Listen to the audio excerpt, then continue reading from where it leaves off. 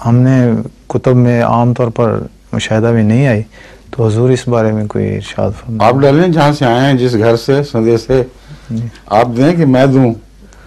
आप बताएं कि वहाँ जब गुफ्तगू होती है तो आपके पूछने पर वो क्या हिकमत बयान करते हैं। वो यानी मुझे तो आप बता रहे हैं पहली मरतबा कि अफ्रीका में ये रिवाज है। मैंने तो पहले नहीं सुना था। जब मैं अफ्रीका गया था वहाँ भी कभी किसी ने मुझे नहीं बताया। अच्छा, ना सियरलियोन में किसी ने बताया। तो जिसने बात सुनी है उसने पूछा भी होगा। बताएं जी। वो आमतौर पर हदीस तो इमाम महदी के बारे में ही जो है वही पेश करते हैं।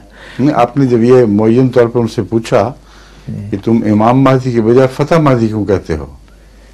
नहीं, उनसे हमने वजह तो नहीं पूछी, लेकिन वो तसव्वुर उनका यही है। नहीं, फिर उनसे पूछें, मुझसे ना पूछें। जी, मुझे तो कुछ पता नहीं कि वो क्यों कहते हैं।